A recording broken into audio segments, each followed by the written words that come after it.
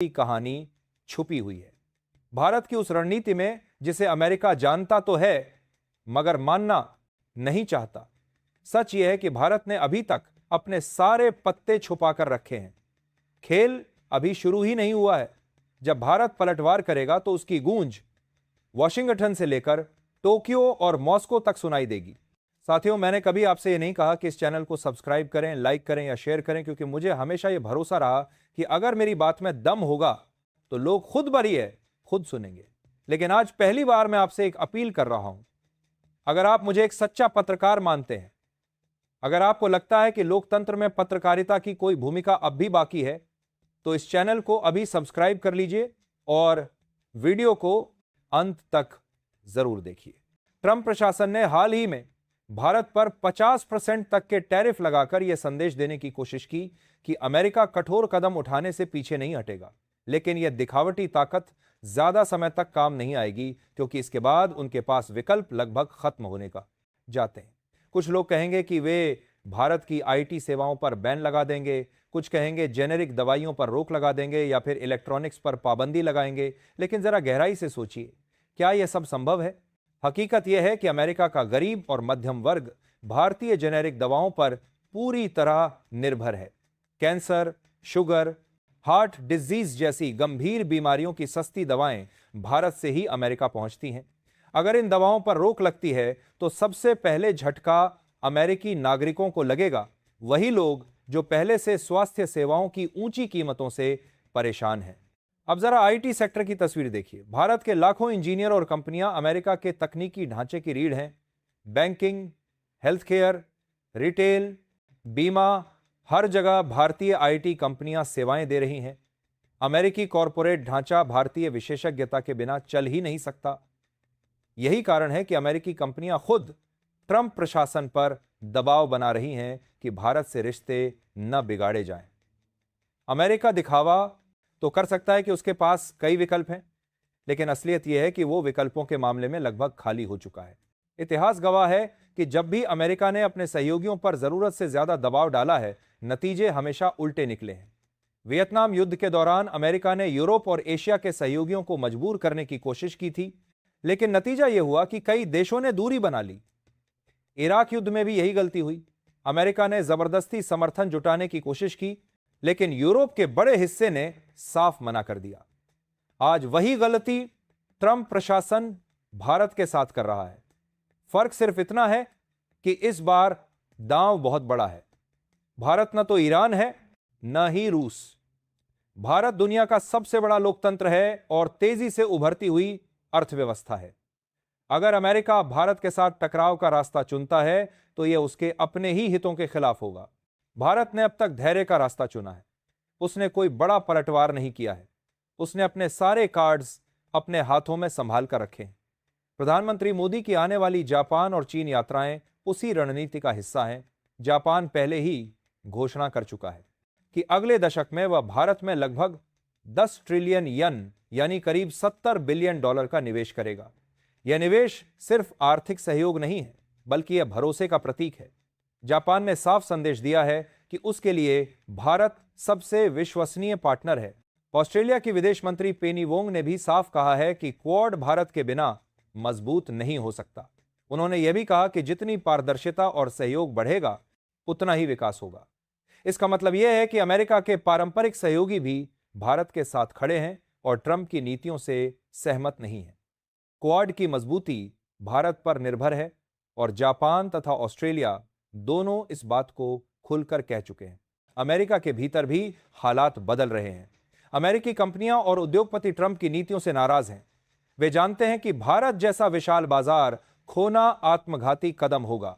Google, Microsoft, Meta और Amazon जैसी कंपनियों के लिए भारत सबसे बड़ा ग्रोथ मार्केट है।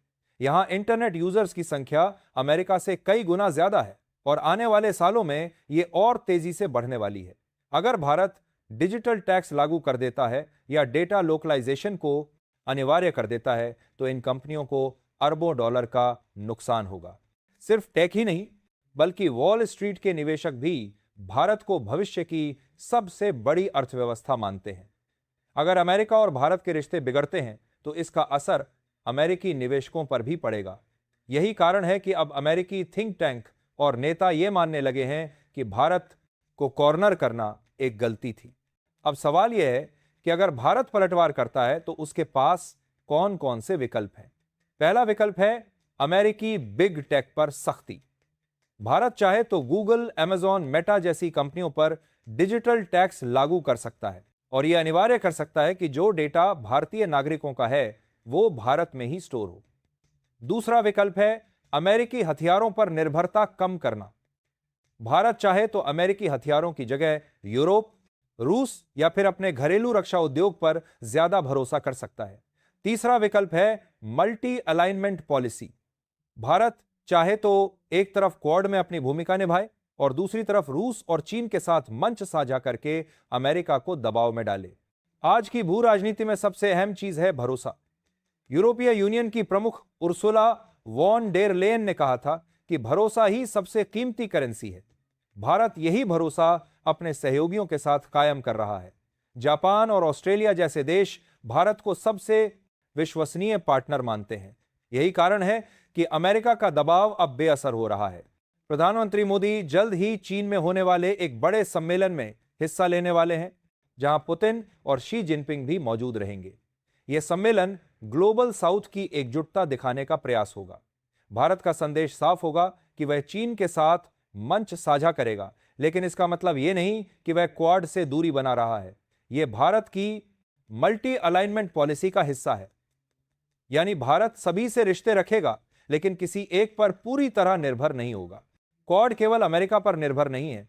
इसे बनाने का विचार सबसे पहले जापान के प्रधानमंत्री शिंजो आबे ने दिया था। उनका मानना था कि सुरक्षा केवल अमेरिका पर निर्भर नहीं हो सकती, इसलिए भारत, जापान और ऑस्ट्रेलिया को मिलकर अपनी क्षमता बढ़ानी होगी। यही कारण है कि अगर अमेरिका और भारत के रिश्ते बिगड़ते हैं तो क्वाड की पूरी गणना हिल जाएगी। भारत की यह रणनीति बहुत ही संतुलित है। वह एक तरफ अमेरिका के साथ साझेदारी निभा रहा है और दूसरी तरफ रूस तथा चीन के साथ भी अपने रिश्ते संभाल रहा है। यही मल्टी अलाइनमेंट भारत की सबसे बड़ी ताकत है।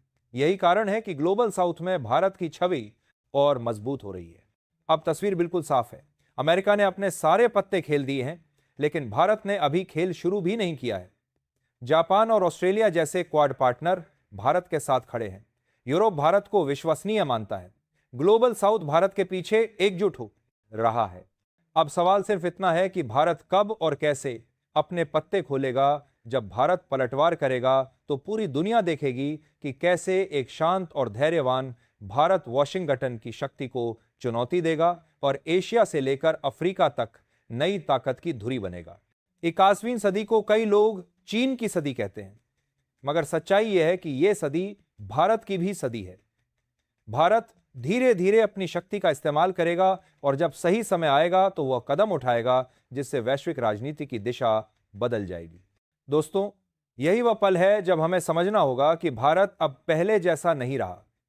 यह नया भारत है, आत्मविश्वासी भारत है, ऐसा भारत जो किसी के दबाव में नहीं आता। अमेरिका ने जो कर सकता था वह कर चुका है। अब बारी भारत की है और जब भारत चलेगा तो उसकी गूंज पूरी दुनिया में सुनाई देगी। अगर आप मानते हैं कि आने वाला समय भारत का है, अगर आप मानते हैं कि भारत सही समय का इंतजार कर रहा है और बाजी पलटने वाला है, तो कमेंट सेक्शन में लिखिए भारत विजय। जय हिंद।